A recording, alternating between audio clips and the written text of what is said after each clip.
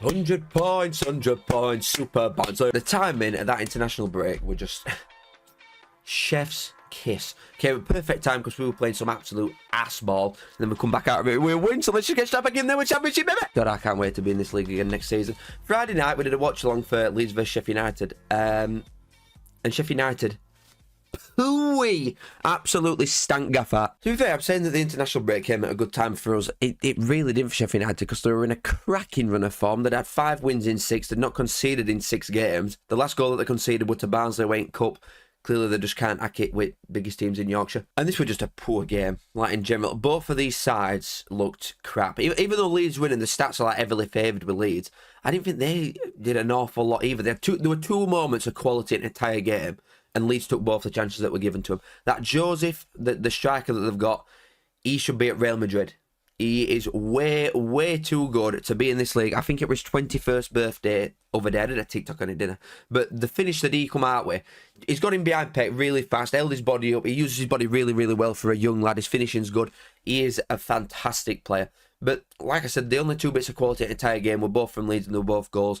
Sheffield United look like they've got very limited attacking threat. That's where I'd say it. I don't know why he benched Raksaki.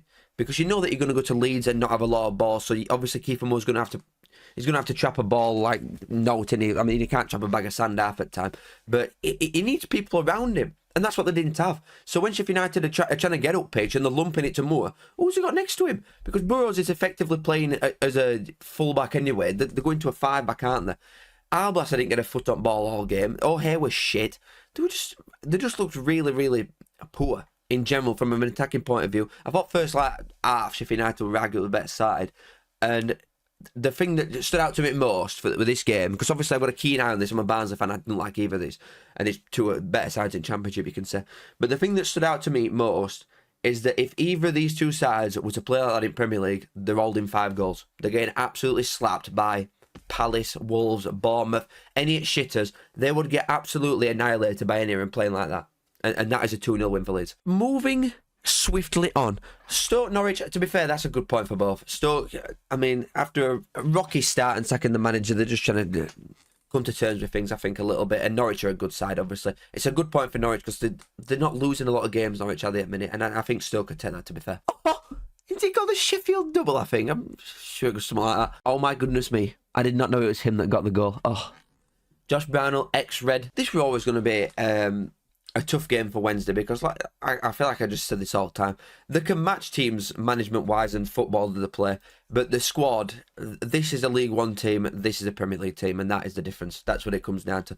Burnley have come there, not even Brock Sweat really, controlled all the ball, had most of the chances, had good chances as well at that, and just breezed past them like it's note. Wednesday have gone and spunked £3 million on EK Ugbo, who another ex-Red. It was good at Wednesday last year, to be fair, but he's doing absolutely nothing so far. So where Chansiri is actually getting his money from, I don't know, because they're about 150 million quid in debt, and then they can put 3 million quid on a striker who's crap.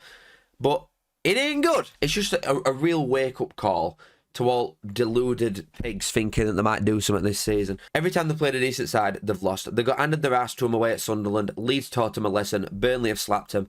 They're just miles away from the actual good sides in this league. Don't get me wrong, Wednesday will definitely stay up because there's a lot of shit down at the bottom, a load of garbage. Even though Wednesday's squad is definitely bottom 3 tackle, the manager in, so he'll keep him up on his own again, somehow.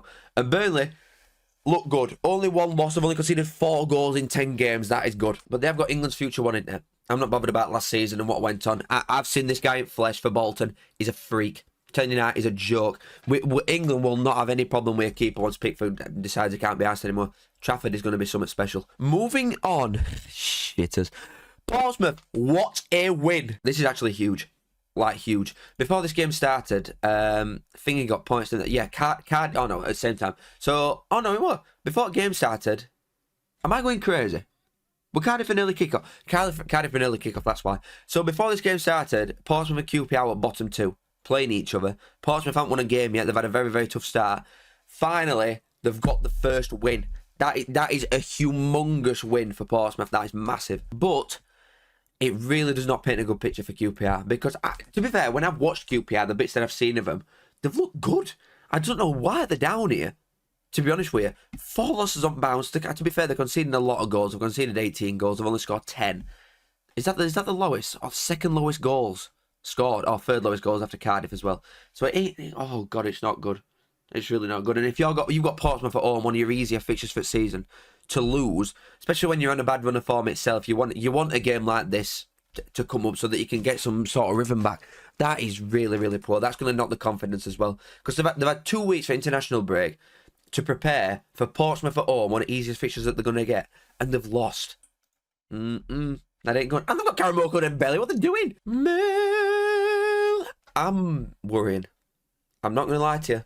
I am worrying a little tiny bit. I think they've had 1 win in 5, 1 win in 6. Derby, notoriously at home, very, very good. Away, shit, most of the time. To be fair, they have started really good, Derby in general. But Millwall really need to start turning a couple of these draws into wins, because the bottom 3 are winning games. You know what I mean? It is not good. You don't want to be dragged into this so early. Come on, boys. Jesus Christ, pick it up a bit. Middlesbrough lost to Bristol City. Oh, God, we're back. We're back with this shit again. I don't know what Carrick needs to do. Does he need to sacrifice someone? Does he need to donate blood? What does he need to do?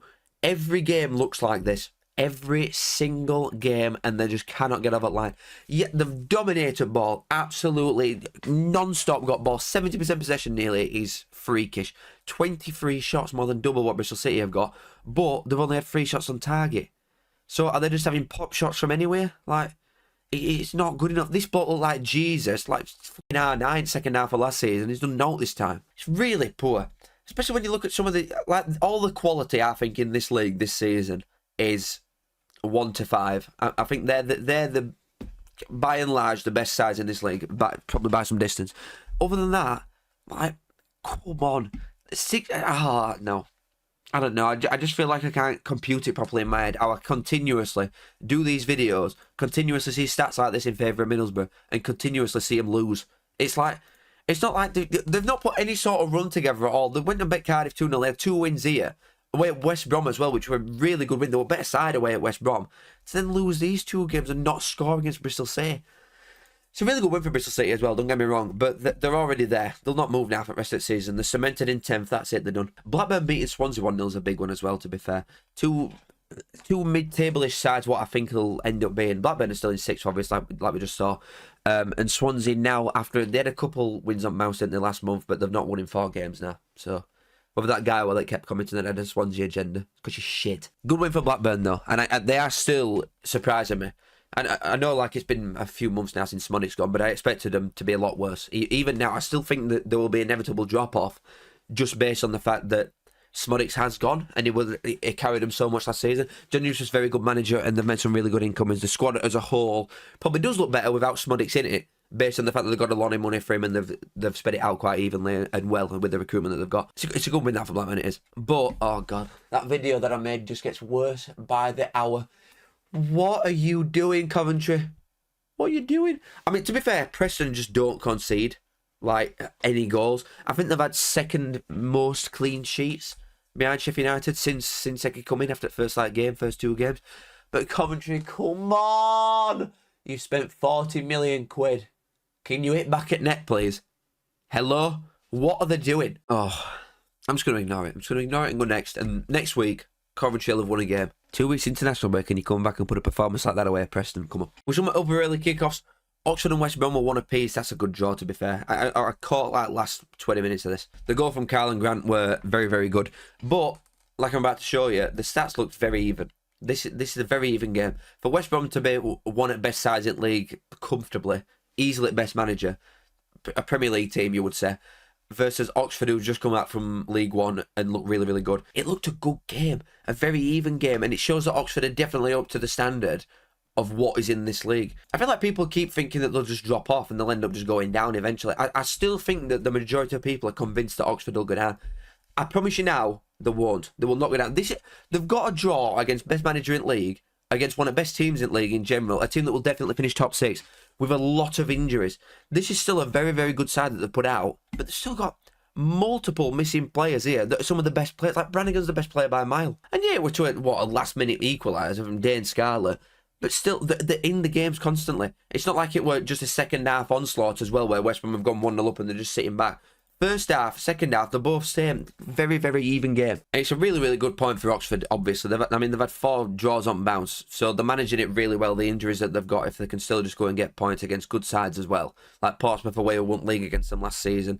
Luton away, come down from Prem. You know what I mean? Burnley, who just come down from Prem, and now West Brom, probably my league winners, to be honest with you. They've done really, really good with the points that they're getting. And West Brom, no winning 4 now, which is scaring me a little bit.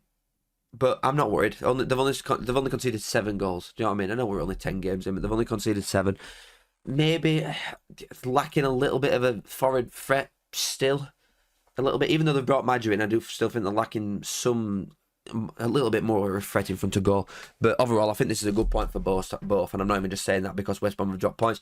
I think Oxford is a very, very hard place to go, as we've seen. They've literally not lost at home yet so far. 4 wins and 2 draws. Luton 3, Watford 0. Now, this is more like it. You know when you've got your international break and you're building up to a big game, this is how you deal with it properly. I mean, Luton are always going to win this because Rob Edwards has managed Watford as well. He hates them now, doesn't he, with all that shit that went on. Obviously, this is a bit of a derby. Really, really good win. Like, really good. I mean, they have got the main man back, to be fair. Like, Car 9 is back. So they're going to start hitting some goals. And it does just look like a team that's, one of them's just up for it and they know what it means, and other one just really done. Good win. Both 2 inconsistent sides, but Luton they've restored a little bit of faith. Now, don't get me wrong, they're definitely not going up, Luton, but I don't think they'll be. I was starting to worry for a little bit. I was sweating a bit that they might end up in this sort of scrap down here, but that is a big win to sort of propel them out a little bit. And then final half over, Cardiff 5, Plymouth 0. Like, obviously, Plymouth got a red card in first half, but it were already 2-0. It were already looking like it were going to be an onslaught regardless. And this is after Plymouth have looked really, really good. Like, in the last few games that I've watched them, they've looked mint. They look like they've been getting better every game. So then just go and get smashed by a team. I think they've scored like 5. They've scored 4 goals before this. They've scored more goals against Plymouth than they have in the other 9 games combined. Oh, mate. That is actually criminal. They've won 5-0 Cardiff and they're still on a -9. Oh, it's propelled them off bottom. It shows you how quick things can change, doesn't it? Like, after 7 games, they had a point. 1 point. And then in the last 3, they propelled themselves up to evens with Coventry to get out. And I did say, I just knew they'd scam away out to this Cardiff. They'll not go down. It'll be some like humongous side that ends up going down this season, genuinely. But it's a really good win for Cardiff. And then finally, Hull 0, Sunderland 1. I'll just get my league table up as I talk about this. Obviously, Hull started going on some like crazy run of form, didn't they? But they've lost the last 2 and against good sides. They just can't. They're not there. Hull. They remind me a bit of Wednesday, where the squad just don't look good enough compared to teams that they're going up against. Like this Sunderland team's obviously really, really good. They're top of league for a reason. But as we now look at this, QPR rock bottom, last dog shit. Portsmouth got the win over him, so Portsmouth have like propelled themselves up a little bit. Cardiff, no loss in 3. Now they've managed 7 points in the last 3 games, more than they'd had in about 6 months. Really, really good. To go level on points with Coventry were really, really bad. Plymouth, it's a big loss. Millwall should be looking over the shoulder a little bit. I'm worried about them. Wednesday crap. Ignoring all mid-table shitters. To be fair, it's really, really close, isn't it? Like Millwall on 10 points here, 2 wins and you're in playoffs again. Do you know what I mean? It's nothing. But Norwich are picking it up a bit. Norwich haven't lost in a while, it feels like. They do draw a few games where others might win them, but they've started looking really good. It's a big win for Blackburn as well. West Brom need to turn it round. Sheffield United can't tack it against big teams. They've only played 1 serious side all season and got slapped. Leeds are scaring me.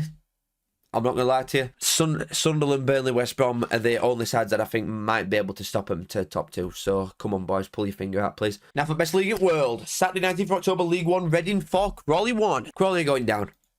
As harsh as it is, and as much as I don't want to say it, they're going down. Look at this form. Look at it. It's absolutely horrendous. Scott Lindsay leaving it's sent them down. They've got absolutely no chance. And to be fair, even the new gaffer that they've got in, they are still playing decent stuff. They were a possession-based side regardless. They're really, really good on ball. They like to keep it a lot. They've obviously had a lot of shots, but the squad is absolutely miles away from that of even Reading. And Reading aren't even paying the staff half the time. It's a good win for Reading, don't get me wrong. And to propel themselves again away from this down here. They've had 3 wins in the last 4, to be fair, so they've been on one a little bit. They've been doing quite well recently. But Crawley, it's over before it even began, sadly. Wickham 3, Peterborough 1. You know when we drew with them this year, we drew with Wickham. That's actually a good point, to be honest here. They've lost one game so far this season in league, obviously, and it's Birmingham. So everybody's going to lose to Birmingham. That means nothing. I were gutting me because I thought we were better side quite comfortably, and we were crap before the international break. Just to put it out there, we were actually really bad. But they scored so many goals, Wickham, and the form is mint. Like they're doing really, really good. If you look at like the standing here, 4 wins in the last 5 and a draw, which were to us.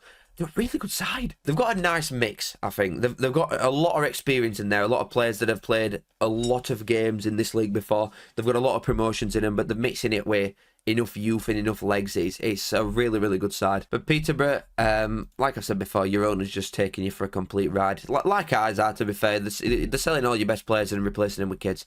So I don't know what's really expected. They've played a game in hand. I mean, they've got 2 games over some of these teams like Northampton. They could end up being... No, I'm not going to say that. That'd just be stupid. They're obviously not going to be in any sort of scrap. I think they'll finish just about mid-table this year, Peterborough. But Wickham, who knows? Seriously, who knows? Biggest game at weekend coming up. Oh, yeah. Oh, yes. I'm loving out like this, me. Honestly, I love absolutely out like this, me. This, I only watched like the extended highlights back of it because I wasn't able to watch it at the time. Wowie, that first goal were really good. Second, we got a bit of luck. Defensively, still, we look slightly scary from certain things. I am terrified of us at times. But Connell, wow. Connell looked like he had a really good game. Russell come in and did a really good job. To be fair, when I first saw the team sheet, I was like, what is going on? Do you know what I mean? Like, why is Cotter on the bench? Why is Craig on the bench? But I'm not a football manager. I'm just a turnip sat in his room talking about it. Obviously, Clark knows more about it than I do. So, very, very good win that. Because Blackpool are no mugs at all. Blackpool are going to be like top 8-ish, you'd imagine. And his away form is really, really good. Like, really good. Let me get it up here. Look, second away. We've lost 2-1-4. Only team better than us away from home so far is Birmingham. It's just this shit that we're crap at. Like, look, that's going to change on Tuesday, baby. God, I love all like that, me. Bolton 2, Burton 1. Bolton have really, really been turning it a little bit recently. Obviously, they started with Adebayo a lot of games, and I think it gave them a different outlook on things and how they can approach the build-up and stuff like that. But they have gone back again to just starting Charles and McAtee. To be fair, they use them all quite well anyway, because Charles, McAtee, Collins and Adebayo play a fairly even amount of minutes anyway. So it's working quite well. But Burton, bloody hell, no win yet. 10 games. Even Cambridge have won a game, which we're going to come to. Burton have not won a game in 10. I thought they were quite hard to break down as well. When we went to their place, obviously we won still, but I did think they were an hard side to break down. They just look like they've got nothing going from in front of goal. They've only scored 11. I know I'm saying that when Cambridge are there, but Cambridge have actually managed to win a game at least. They've conceded most in league, or second most, oh no, third most, never mind. They've conceded a lot of goals, let's just say that. And they're not scoring enough. It's really, really poor. And this is with Burton going for it a little bit this transfer window as well. I thought the signings that they made, they'd spent a lot of money for what Burton are as well. They're taking like Crawley's better players, you know what I mean? Like other teams that are going to be around them. They've built a decent side here, but they're just not clicking at all. But it is another good win for Bolton. They're putting a run together a little bit now. I know they're only in 11th, still, don't get me wrong, but they started really, really poorly. Obviously, they got that draw there, but it's 4 wins in 5 and a draw, so you can't complain with that. Speaking of, the end is near. Cambridge have won a game. I cannot believe it. Wigan, who are defensively sound, by the way. Like, look, oh God, I won't wish that on my worst enemy. 3 0-0s in a row. No, well, they were doing a Sheffield United, weren't they? Maybe you just get like 6 clean sheets in a row and then automatically lose next game 2-0. Maybe that's what it is. But regardless, Cambridge have managed to win a game. By all accounts, they sounded really, really good. Obviously, the stats are going to be heavy Wigan possession anyway.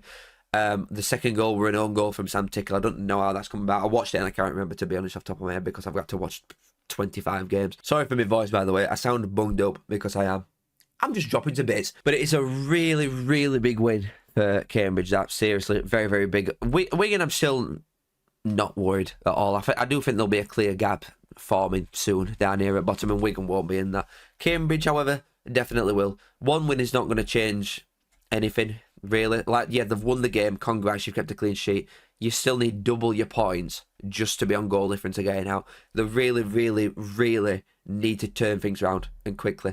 I don't know what Gary Monk has done differently in this 2-week break. Maybe he's changed his style a little bit, but he can't afford to be playing out from back with these players. I don't know what they've done, like, play style for this game, obviously, because it doesn't show you that much on highlights, does it really? Big win Need a couple more. Charlton 1, Stockport 1. That's a good draw, to be fair. That looked like a good game.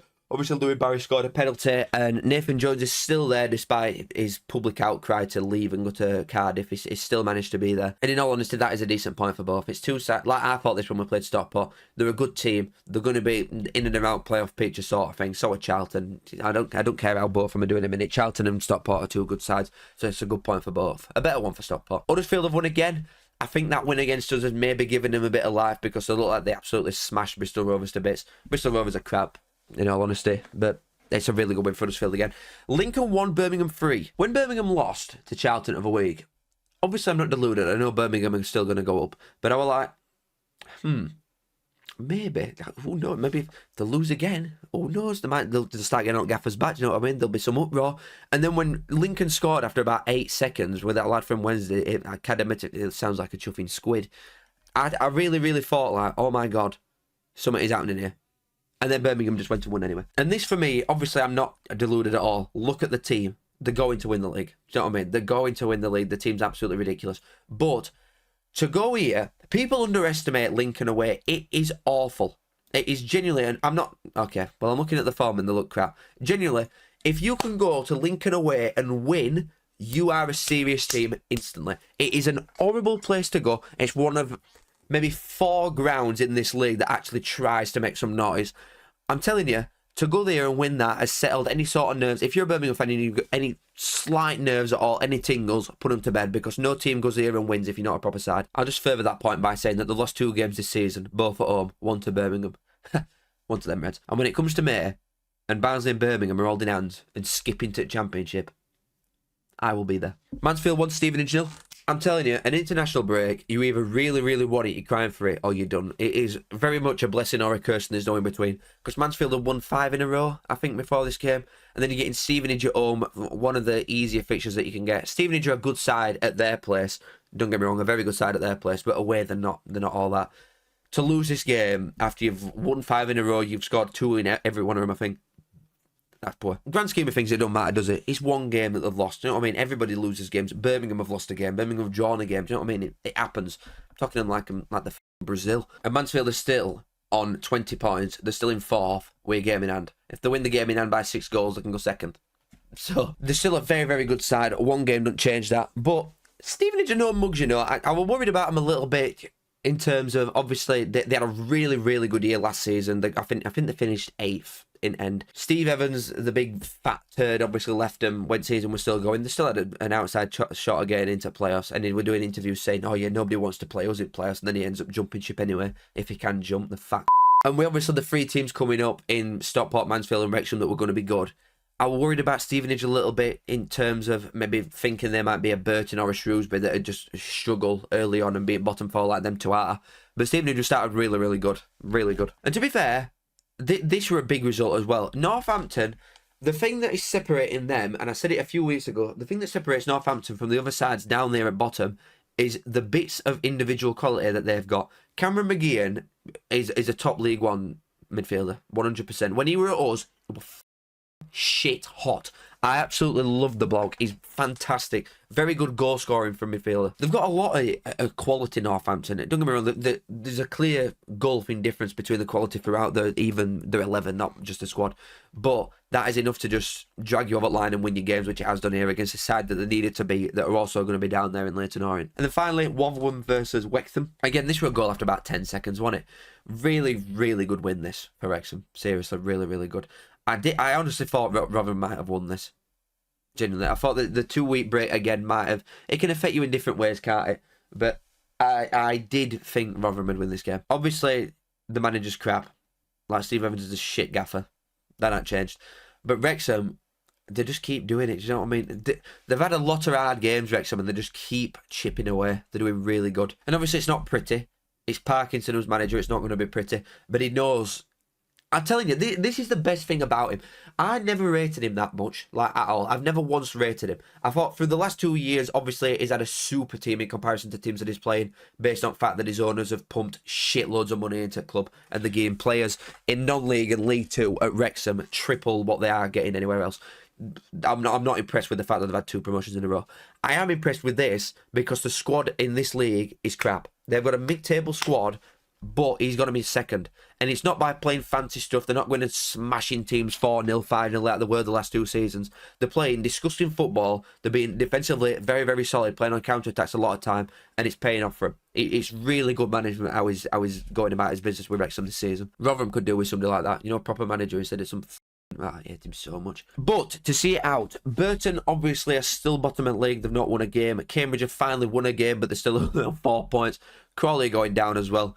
It's a lot of red down here. Do you know what I mean? This might not change. There's a lot of red in this bottom 4, unfortunately. Or bottom 5 now. Bottom 6 even. Northampton are crap for the most part, but they have got that bit of quality that can win them games over teams around them like Leyton Orient. Bristol Rovers, I'm still a little bit iffy on. They might end up being down there, but then everything Wigan upwards, no chance. Barnsley back to winning games away at Blackpool, which is an hard place to go, so obviously we're going to finish in top 2 again. Huddersfield have started putting a couple of wins on bounce. Exeter, really, really good side as well. Wait, when did Exeter play? Oh, I ignored Exeter. Exeter won 2-0 away at Shrewsbury. I'm a professional, by the way. This is my job. I talk about football on the internet, and I can't even decipher when a game was played. Let's just talk about that one quickly. Very good win for Exeter. Really poor for Shrewsbury. Next, it's actually really good for Exeter, to be fair. Mansfield, yeah, they've won 5 in a row and they've lost. It don't mean that much. In grand scheme of things, it means very little. Teams loses games. Shock. Wickham, really good form. Same as Wrexham, winning against decent sides as well. And Birmingham have bounced back after the loss and after everybody had a bit of a glimmer of hope. They've gone to one of the hardest places in the league and won. So, if they don't get 100 points... I will swallow a sword live on cam if they don't hit 100 points. And that, ladies and gents, is that. Thank you as always for watching. Make sure you like to subscribe. There'll be one of these coming out on Wednesday or Thursday, I think, whichever it is, whenever the next game is. But we will be there. Thank you as always for watching. Thank you for being here. Thank you for making this my life, baby. Love you all. Thank you again, and I'll see you in a bit. And then we're going up. Also, I've got a new PC, so this better not have corrupted, because if it does, I will flip my lid. I say I'm a man, yes, I'm a mucker. I think of me saying as a right good looker. I say up that. Show us me tits.